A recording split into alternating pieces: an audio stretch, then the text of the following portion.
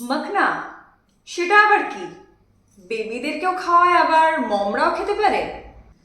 Makhana, ফক্সনাটস, lotus seed, এগুলো কি? কই আগে কখনো শুনিনি তো। ইয়েস, আজকের ভিডিওটা এক্সক্লুসিভ মাখনা নিয়ে। মাখনাটা কি জিনিস? মাখনার অন্য নাম ফক্সনাটস বা লোটাস সিড। এটা কি থেকে পাই? কোন কান্ট্রিতে এটা হয়? আমাদের কি এক্সপোর্ট করতে হয়? তো এই সব কিছু নিয়ে কিন্তু আজকের ভিডিওটা। মাখনা বেবিদেরকে খাওয়ানো ভালো কি না, বেবিদের খাওয়ালে বেবিদের সাইড এফেক্টস এবং এফেক্টস কি কি হয় সেই সম্পর্কে ডিটেলসে জানবো আমরা আজকের ভিডিওতে। তো একটু স্কিপ না করে আজকের ভিডিওটা প্লিজ পুরোটা দেখো। আমি জানি ভিডিওটা তোমাদের জন্য খুব হেল্পফুল হবে। চলো ভিডিওটা স্টার্ট করি। তোমাদের মধ্যে হয়তো অনেকেই থাকবে যারা মাখনা কি জানতে না। তো ফার্স্ট টাইম আমি মা হওয়ার পরে বেবিকে কি কি ফুড দেবো, ডক্টর কিন্তু তার মধ্যে একটা জিনিস রেখেছিল, সেটা হচ্ছে মাখনা। তার থেকে কিন্তু আমি জানতে পারি মাখনাটা কি এবং এটা বেবিদেরকে দেওয়া কতটা এসেনশিয়াল। তো চলো একটু স্কিপ না করে আজকের ভিডিওটা পুরোটা দেখো। স্মাইলস উইথ মোহরে যারা প্রথম এসছো তারা চ্যানেলটাকে সাবস্ক্রাইব করে নাও, আর অবশ্যই লাইক কমেন্ট করতে একদম ভুলবে না। চলো ভিডিওটা স্টার্ট করা যাক। আজকের ভিডিওতে আমরা কিন্তু মাখনার নিউট্রিশনাল ভ্যালুটাও পুরোপুরি আলোচনা করব। তো ফার্স্ট কোশ্চেন নাম্বার 1, মাখনাটা কি জিনিস? মাখানার খুব প্রচলিত নাম হচ্ছে ফক্সনাটস। অনেকে হয়তো মাখানা শব্দটা জানেই না। তো মাখানার খুব প্রচলিত নাম ফক্সনাটস, এটাকে অনেকে লোটাস সিডও বলে থাকে। এটা একটা জলজ উদ্ভিদ, অ্যাকোয়াটিক প্ল্যান্ট যাকে বলে। তো বাংলাদেশ এবং ইন্ডিয়াতে কিন্তু এটা খুব কমন। এটা বর্তমানে ইন্টারন্যাশনাল রেকগনিশনও পাচ্ছে এবং ইন্ডিয়া থেকে প্রচুর পরিমাণে কিন্তু এটা বাইরের কান্ট্রিতেও সাপ্লাই করে।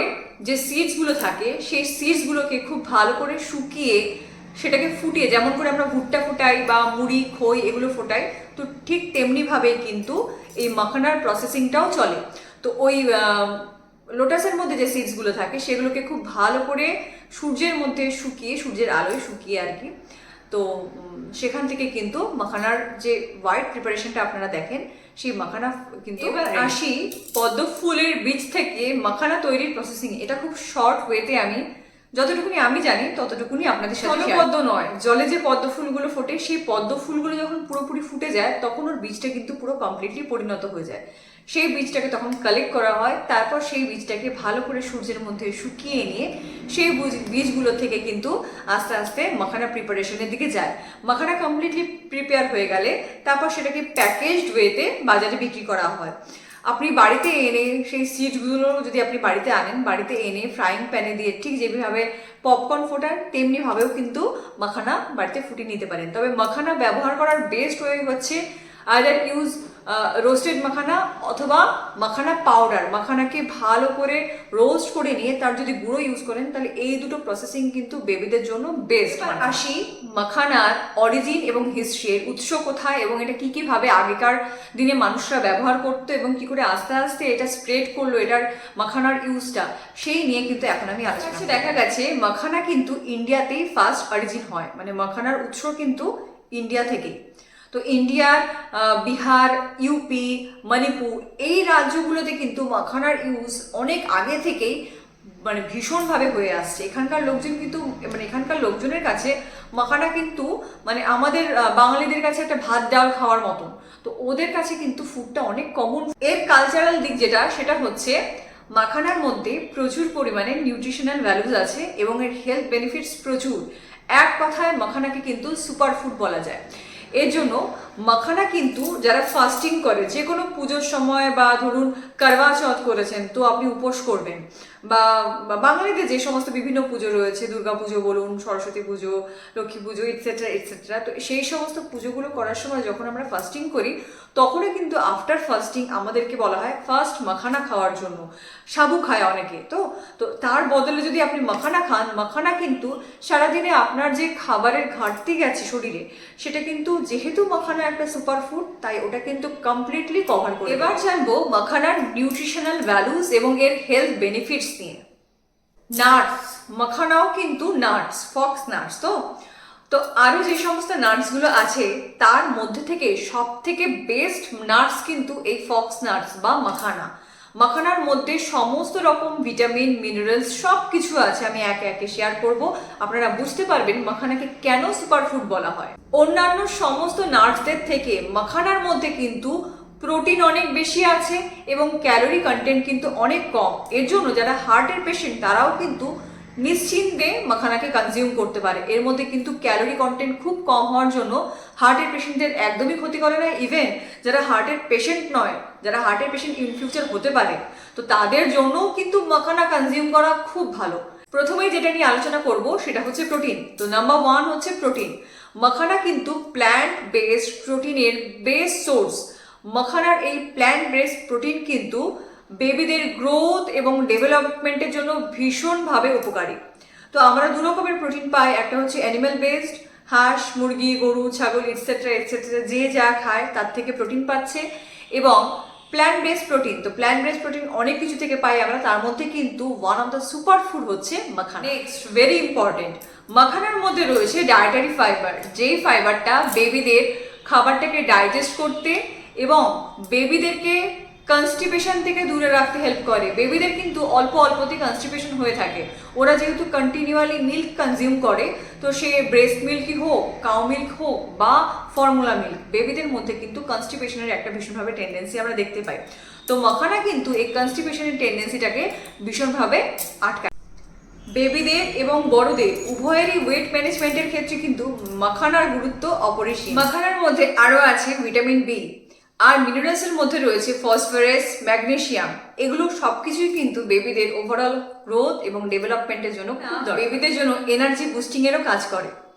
মাখানার মধ্যে ন্যাচারাল সুগার থাকে, হ্যাঁ খুব অল্প পরিমাণেই থাকে সেটা, এবং এর জন্য কিন্তু এটা বেবিদের ক্ষেত্রে একটা হেলদি স্ন্যাক্স হিসাবে কাজ করে।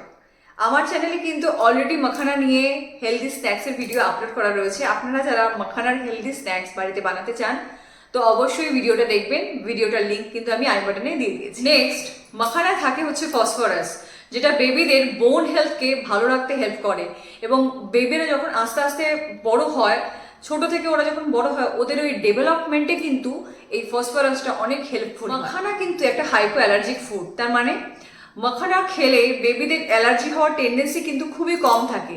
যে সমস্ত বেবিরা sensitive to any allergic product, মানে যে সমস্ত বেবিদের অল্পতেই কিছু না কিছু থেকে অ্যালার্জি হয়ে যায়, তাদের ক্ষেত্রেও কিন্তু মাখানা একটা সেফ অপশন। এক মাখানা ইউজ করে আপনি আপনার বেবিকে কিন্তু অনেক রকমভাবে বিভিন্ন আইটেম বানিয়ে দিতে পারেন। তো এই মাখানা দিতে গেলে আপনার বেবিকে যে ডাইরেক্ট মাখানাটাই খাওয়াতে হবে এর কোনো মানে নেই। তো বেবিরা অনেক সময় কি হয়, ডাইরেক্টলি সেই ফুডটা কনজিউম করতে চায় না। যদি আমরা একটু ঘুরিয়ে বা অন্যরকম রেসিপির মাধ্যমে বেবিদেরকে প্রেজেন্ট করি, তাহলে ওটা ওদের কাছে অনেক বেশি ইন্টারেস্টিং হয়। তো মাখানা নিয়ে অনেকগুলো রেসিপিস কিন্তু আমার চ্যানেলে অলরেডি আপলোড আছে, আমি বলবো অবশ্যই ওই ভিডিওগুলো দেখবেন। তো এই ভিডিওগুলো দেখলে আই হোপ আপনাদের অনেক বেশি হেল্পফুল হবে মাখানাটাকে ইউজ করার ব্যাপারে। নেক্সট কোশ্চেন, কোন বয়স থেকে মাখানা বেবিদেরকে দেওয়া উচিত? অবশ্যই আফটার 1 ইয়ার। 6 মান্থসের পরে বেবিরা আস্তে আস্তে সেমি সলিড ফুড খেতে শুরু করে। সেমি সলিড হচ্ছে হালকা লিকুইড, হালকা ঘন ঘন থাকবে। তো সেমি সলিড ফুড থেকে যখন বেবিরা আস্তে আস্তে পুরো সলিড ফুড নিতে শুরু করে, সেটা হতে হতে প্রায় 1 বছর টাইম লেগে যায়। তো সেই 1 বছর টাইমটা কিন্তু আমি মনে করি বেবিদেরকে দেওয়া উচিত। আফটার 1 ইয়ার, বেস্ট টাইম হচ্ছে after 1 year you can introduce makhana to your baby. সাবধানতা, কি কি সাবধানতা আমরা মাথায় রাখবো বা কি কি জিনিস আমরা ফলো করবো বেবিকে মাখানাটা দেওয়ার সময়? যখনই কোনো নতুন ফুড বেবিকে দিচ্ছেন, solid food semi solid food যেটাই হোক, বেবিকে দেওয়ার সময় সবসময় মাথায় রাখবেন এটা নতুন একটা ফুড, বেবি শরীরের সাথে খাপ খাওয়াতে বা বেবির শরীর অনুযায়ী বুঝে চলতে কিন্তু একটু টাইম লাগবে।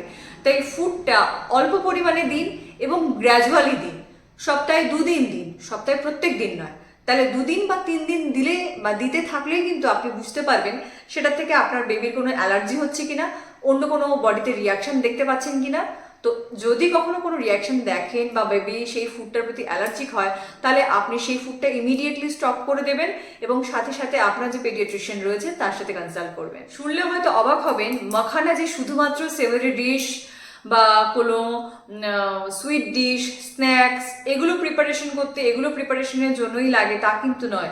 মাখানা কিন্তু মেডিসিন প্রিপারেশনের কাজেও লাগে। আর মাখানার যে ক্রাঞ্চি টেক্সচার, এজন্য কিন্তু মাখানা খুব পপুলার একটা স্ন্যাক। সুতরাং যারা যারা তাদের ডায়েটে কোনো হেলদি ফুড অ্যাড করতে চায় বা তাদের বাড়ির ছোটদের ডায়েটে কোনো হেলদি ফুড অ্যাড করার কথা চিন্তা করছে, আমি সাজেস্ট করব সুপার ফুড মাখানাকে চুজ করার জন্য। মাখানাকে চুজ করুন এবং অবশ্যই মাখানা আপনাদেরকে ভালো রেজাল্ট দেবে। আমি আমার বেবির ক্ষেত্রে কিন্তু খুব ভালো রেজাল্ট পাচ্ছি। আজকে এই অবধি অনেকক্ষণ মাখানা নিয়ে অনেক জ্ঞান দিলাম, অনেক বক করলাম। আমি মাখানা সম্পর্কে যতটুকুনি জেনেছি পুরোটুকুনি আপনাদের সাথে শেয়ার করলাম।